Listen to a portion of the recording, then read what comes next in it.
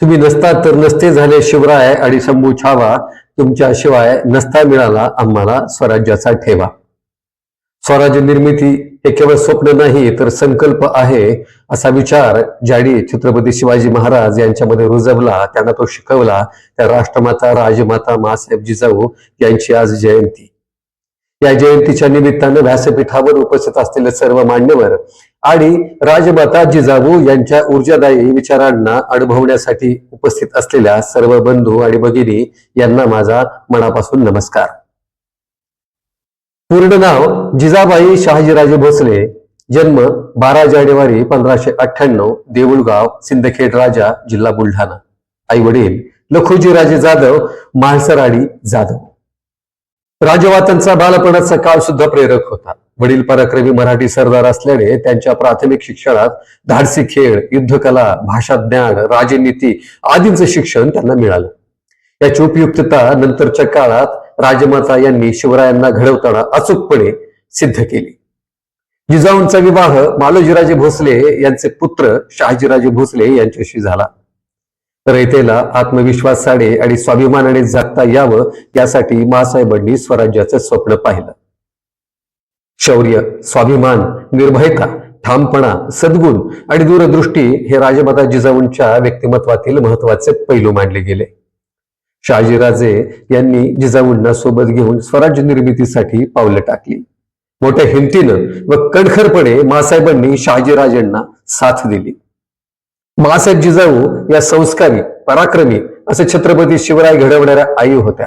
शिवाय स्वराज्याच्या प्रेरणाशक्तीही होत्या. स्वराज्यातील रयतेनं कायम त्यांना राजमाता म्हणूनच पाहिलं.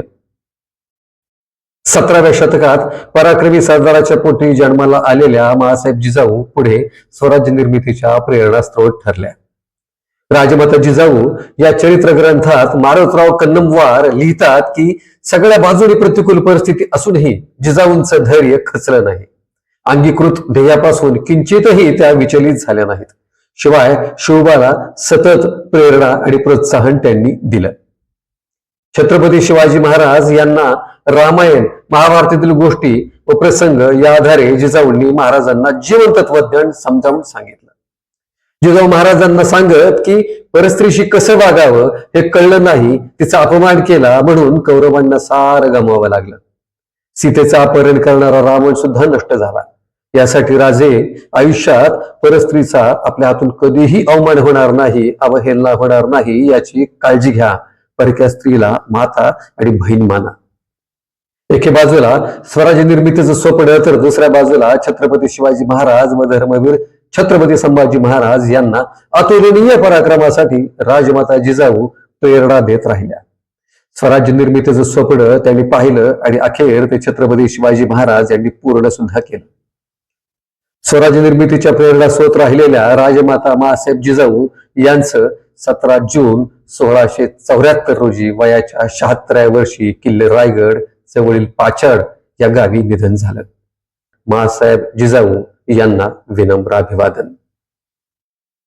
इतक्या साध्या आणि सोप्या पद्धतीनं हे भाषण जर तुम्ही केलं तर निश्चितपणेच ते उपस्थित सर्व श्रोत्यांना भावेल, त्यांच्या मनाचा तो वेध घेईल.